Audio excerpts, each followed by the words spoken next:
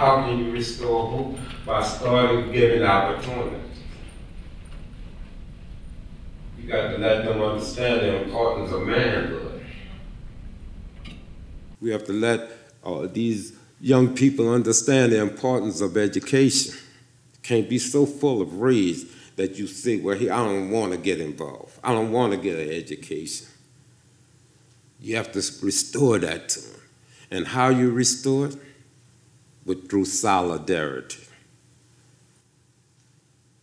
By being there not only to teach people how to demonstrate, but teach them how to save their community, how to bring the needed economic base for any community to uplift itself. This is a perfect example because it shows what's happening in Ferguson shows two things. It's not based upon true race because many of the demonstrators that's out there are white. So if they could work in solidarity to demonstrate, they could also work in solidarity to rebuild. Take advantage of it and rebuild. Let Ferguson be a model that New Orleans could have been. Common ground would be there. Common ground is already there. Many of our volunteers that have former common grounders been at Ferguson from the beginning. The same way we was at the Occupy. So we are there. We just have to do the work. And I truly believe that those young people that is out there around the country that is doing the demonstration, those who did this demonstration right here, I believe it was last week, is the solution. We have to come together to let everyone know that you're not working alone. We have to let everyone, we have to use this as a chance of networking, of exploring ideas. We have to let them know that, hey, maybe you cannot do no more, but here at Princeton, we can make copies.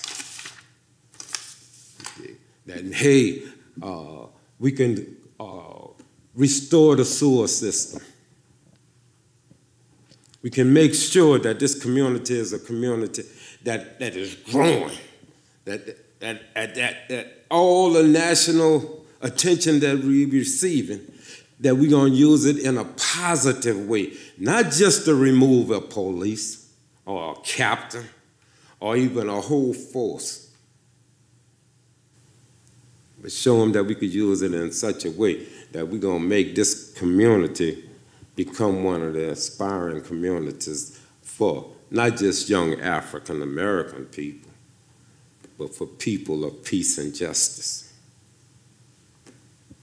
Anyone? Yeah. I hope.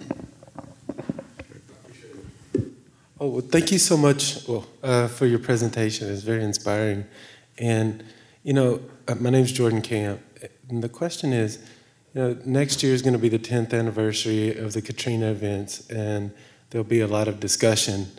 One of the things, I'm a teacher, I've talked about the event to my students, and they remember this language of security, Blanco coming out and justifying the arrest of people deemed looters under the guise of security, and saying shoot to kill and the rest of it. And it seems to me that you're offering a distinct kind of counter memory of these events that helps us to reconceptualize security in terms of environmental justice, in terms of mutual aid, in terms of solidarity. So I wonder if you might just say more about that, the stakes in reconceptualizing how we think about security in New Orleans.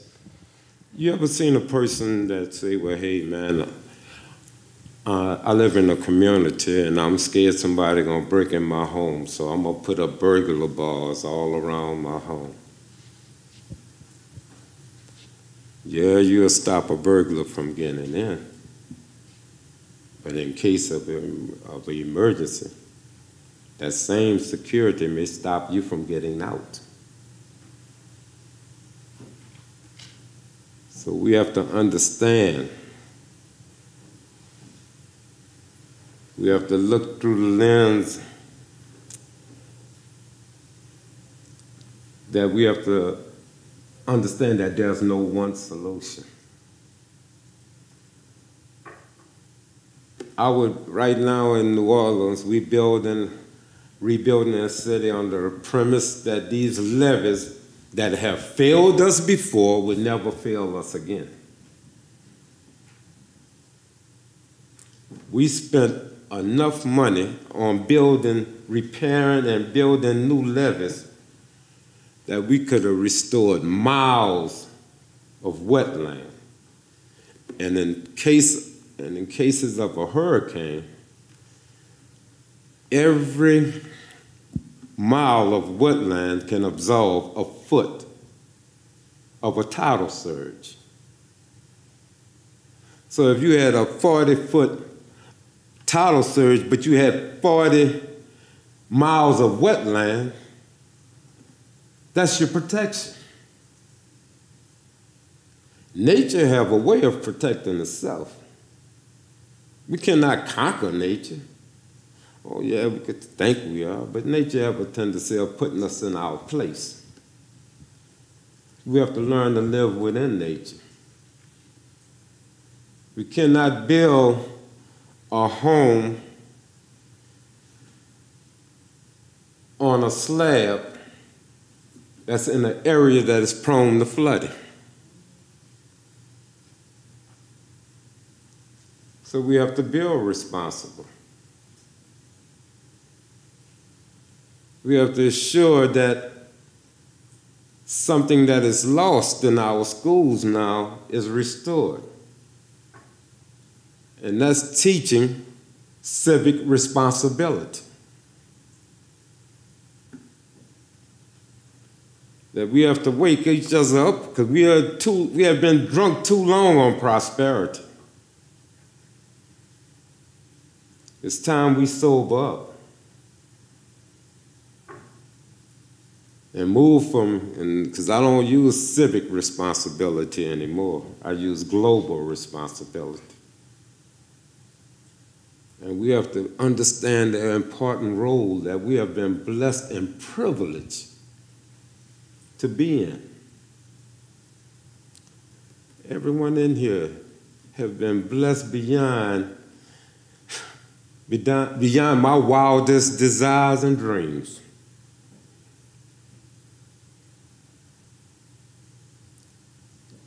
I know what you're capable of doing. You can't take advantage of this great education that you're just for personal gain and wealth.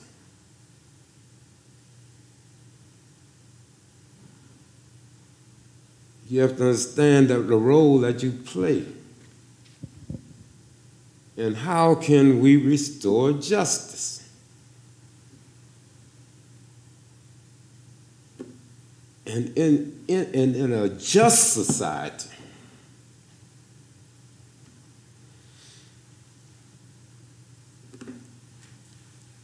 the needs of the weakest element or segment of that environment, or of that society, is one that you can see receiving what they need in order to survive. That blank stare that I was talking about that's in those kids, that nobody cared about trauma counseling in New Orleans. The first high school that was opened in the aftermath of Katrina had more security guards than teachers. It had 70 kids to a class. They patrolled them, they had them walking like they was in prison.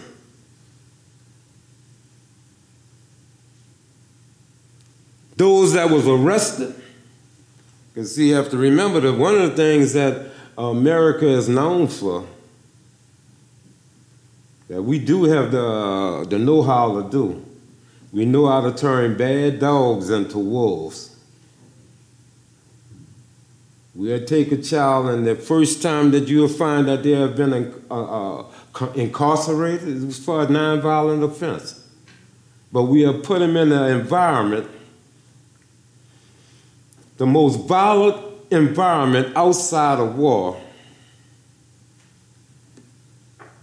and expect them to come out rehabilitated. But he go in there as a bad dog, but he come out as a ravishing wolf. And one thing that you'll find about wolves, they runs in packs. And you don't want to see this. You don't want to see no America where the rich have to walk with a bodyguard. You don't want to see an America that is you walking outside and you're out over 20 minutes, you have to have an oxygen mask.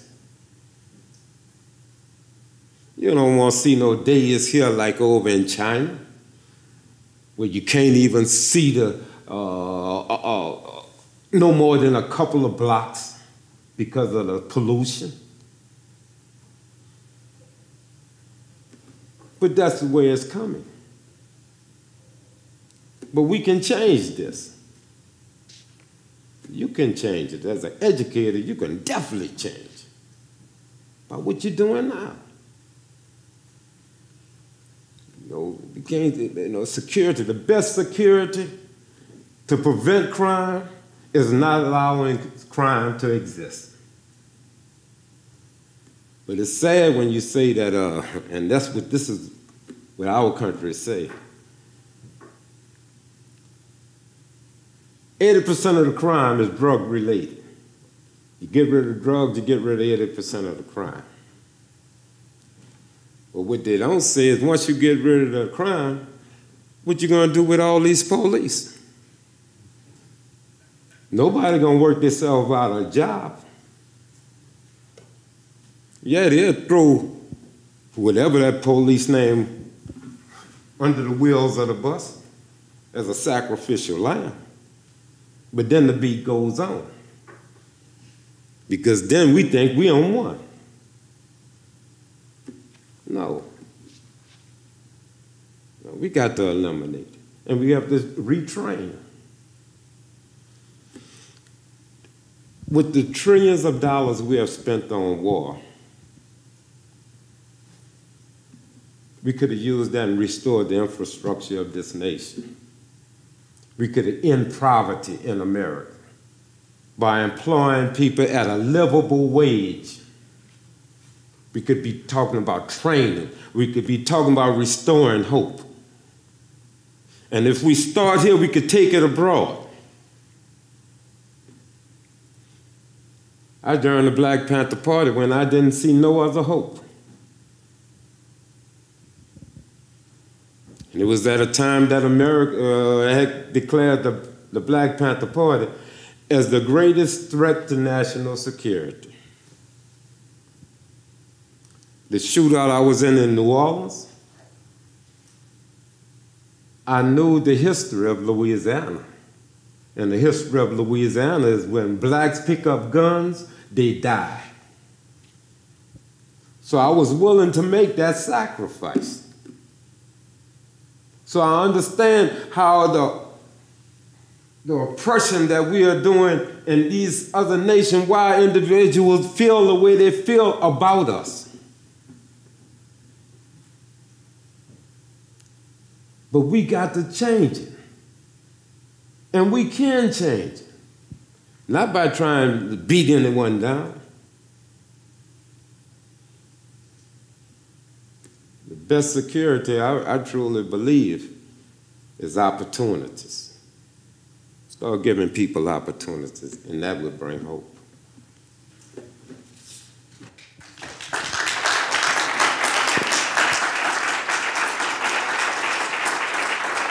Thank you all for coming.